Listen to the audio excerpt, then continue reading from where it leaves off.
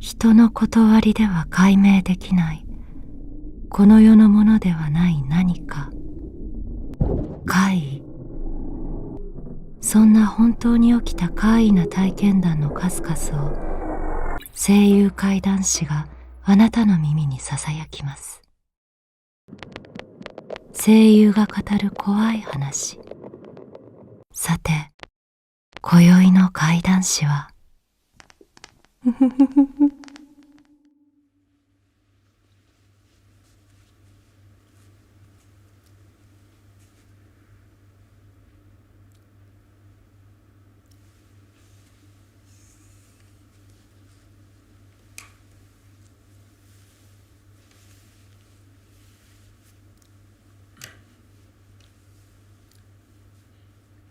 先にお伝えしておきますが、今日の話は怪談やホラーといった類の怖いものではありません。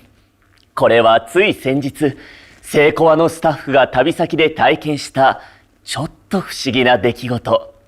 なので怖い話が得意ではないという方は、どうか安心してお付き合いいただけたらと思います。この番組のスタッフの N さん、今回のセイコアの制作で構成をするにあたり、今後のスケジュールを組んでいたところ、たまには気分転換を兼ねて旅先で作業をしようと思い立ったそうです。そこで早速、新幹線で手軽に行けそうな場所がないか探しました。仙台は行ったことあるしな。岩手は行ったことないな。ここで N さん、あることを思い出しました。そういや岩手って座敷わらしがいるってので有名な宿があったよな。座敷わらしとは、東北地方に伝わる子供の妖怪とされているが、妖怪といっても恐ろしいものではなく、むしろ座敷に住む守り神として大切にされているのだという。というのも、座敷わらしの住む家は繁栄すると古くから伝えられており、またその姿を見た者には幸運が訪れると言われている。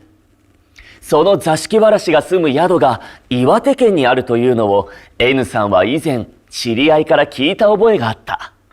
しかしその宿、聞いた話によると全国から訪れる人たちが後を絶たず1年先まで予約が取れないという。旅の予定は2週間後だしな。さすがに厳しいか。そこで N さん、宿の手配を妻の A 子さんに頼んだ。普段、旅行でも出張でも予約は N さんが自分でするのだが、A 子さんは何かにつけ運がいいので、妻の強運にかけることにした。A 子さんが宿に電話をすると、なんと、ちょうどその日は1泊だけ空いているとのこと。これは向こうから呼ばれたに違いないと縁を感じずにはいられなかった。そこで、1泊目は座敷わらしの宿に泊まり、翌日から盛岡駅の近くのホテルに泊まって、セイコアの構成作業を行うという日程でスケジュールを組んだ。盛岡駅に着くと、バスで旅館へと向かった。停留所を降り、そのままバス通りを10分ほど歩いたところから細い路地に入る。そこにお目当ての旅館はあった。見た感じ、特別何か独特な作りをしている風でもなく、昔からあるようなごく普通の旅館といった佇まいをしている。ガラガラガラガラガラ。入り口の戸を開ける。はーいと、快活な返事とともに、廊下の向こうから、タッタッタッタと、軽やかな足音がして、おかみが笑顔で出迎えてくれた。早速客室に案内をしてもらう。通路の至るところには、ものすごい数のぬいぐるみや人形などが飾られている。宿泊客が座敷わらしにと持ってきたお土産とのことだ。客室へと続く廊下を歩いていると、背後でポトンと音がした。N さんは後ろを振り返った。床に視線を落とすと、手のひらサイズの小さな人形がコロンと転がっている。手すりのところに飾ってあったぬいぐるみが落ちたらしい。手が当たったわけでもないのになと不思議に思いながら人形を拾おうとすると、ああ、気にしないでください。よくあることなので、後で拾っておきますから。と、おかみが笑顔で言う。客室はどこか懐かしさが漂う畳12畳ほどの部屋で、これもまた座敷わらしへの土産だろう。部屋のあちらこちらに人形やぬいぐるみがきれいに整頓されて飾られている。まるで昭和時代の子供部屋のような佇まいで、大人が泊まる部屋としては不釣り合いなのかもしれないが、この部屋に入ると N さん夫婦はなぜか気持ちが安らいだという。朝から移動に観光にとずいぶん歩き回ったので、N さんは夕食までの間少し昼寝をすることにした。スマホのアラームを1時間後にセットして枕元に置くと、ほどなくして眠りについた。数十分が経ち、アラームが鳴るより先に A 子さんに起こされる。ねえ、スマホの画面がついてるよ。眠たい目をこすり、枕元のスマホに目を向けた。確かに、スマホの画面が光っている。あれ、アラームセットした時に、俺画面オフにしたよね。うん、さっき見た時はオフになってたよ。でも今、画面が光ったのが見えたから、あれって思って起こしたの。N さんは、怪げそうにスマホを手に取りまじまじと見た。何かアプリの通知があった形跡もない。それに、確かに自分で画面をオフにしてから寝た記憶が残っている。もし仮に画面をオフにし忘れていたとしても、1分で自動的に画面が消えるように設定している。だから、画面が光ったままなんて、電話の着信でもない限りありえない。しかも光っていたのは、画面がロックされた状態ではなく、パスコードが解除された状態の画面。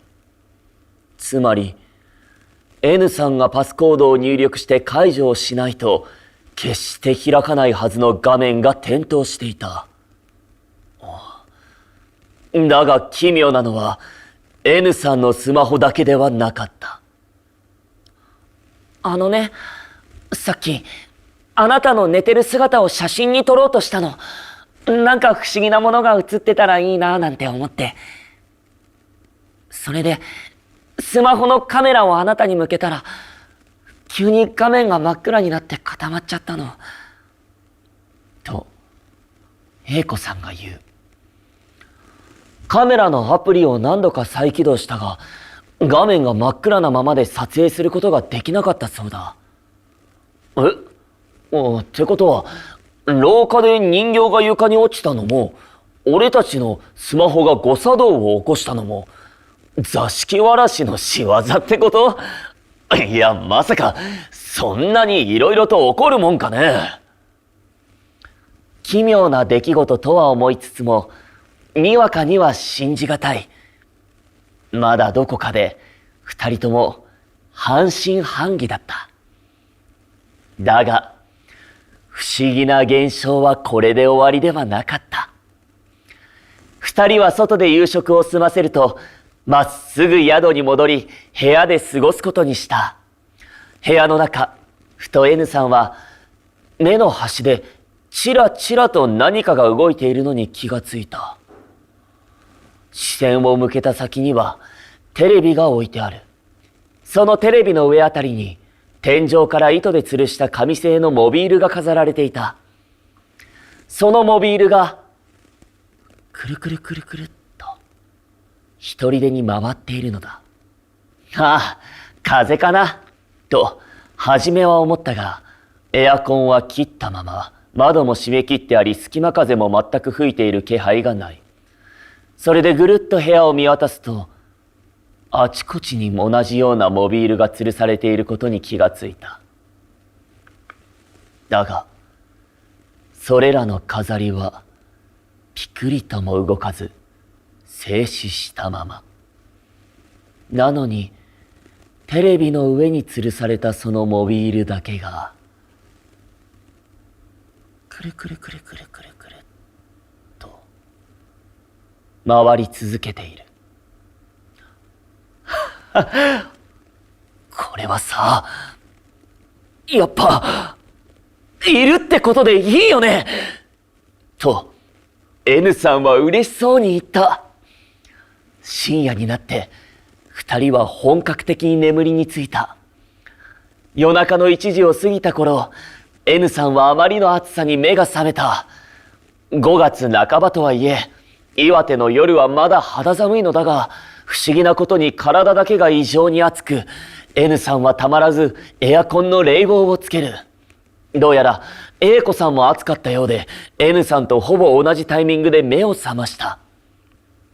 いや、こんなに寒いのに、でもなんで体だけこんなに暑いんだろう。その時突然、パタパタパタパタパタパタ。下の階から小さな足音が聞こえた。二人はドキッとして押し黙ったまま顔を見合わせる。するとまたパタパタパタパタパタパタ。息を潜め耳を澄ます。パタパタパタパタパタパタパタパタパタ。これおかみさんじゃないよね。A 子さんが小声で言う。てか、大人の足音じゃないよな。てか、下に宿泊客いないよね。それに普通こんな時間に走り回らないよね。不思議な出来事の連続に、二人はなんだか楽しくなってニヤニヤしてしまう。せっかくだから姿を見てみたい。部屋にも来てくれないかな。でも来たら来たでどうしようかな、などと、いい年した大人が二人してサンタクロースを待つ子供のようにドキドキしながら待っていたが、そのうち二人とも眠りに落ちていた。朝になると夜中の暑苦しさは消え去り、身震いするほどの肌寒さに起こされた。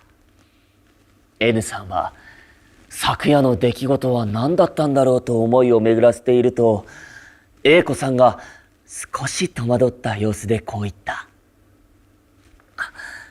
夜中、下から足音が聞こえてきたでしょ。あの時私、子供が遊べるようなお土産とか持ってきたらよかったかなって話しかけたのよ。声には出さなかったけど、心の中でつぶやくみたいな感じで。そしたらね、返事が返ってきちゃったの。嘘で、なんて返事が来たの？じゃあ、代わりに何かお話ししてって。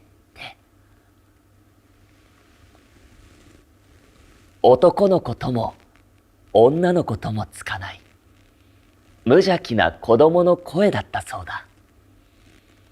A 子さんの話を聞いた N さんはそっか、じゃあ何かお話しするか。と言っても何を話したらいいものか。そうだ。そう言って N さんはもうすぐ仕上がる成功の原稿の一つを語って聞かせ始めた。すると、ちょっと子供を怖がらせてどうすんのよとすかさず A 子さんに突っ込まれたのだとか。帰り際、N さんはおかみさんに、旅館の名前は伏せるのでこの体験を番組で使わせていただいても構いませんかと伺いました。おかみ曰く、座敷わらしは決して怖いものではないし、私たちをお守りくださっている大切な存在ですので、そのことをご理解いただけるのでしたら。ということで、今回ご了承をいただきました。何でも、座敷わらしを大切にする人には幸運が訪れるそうですが、果たして N さんたちはどうだったのでしょう。旅先で作業をするつもりが、取材旅行になってラッキーでしたよと、N さんは満足げに言っていました。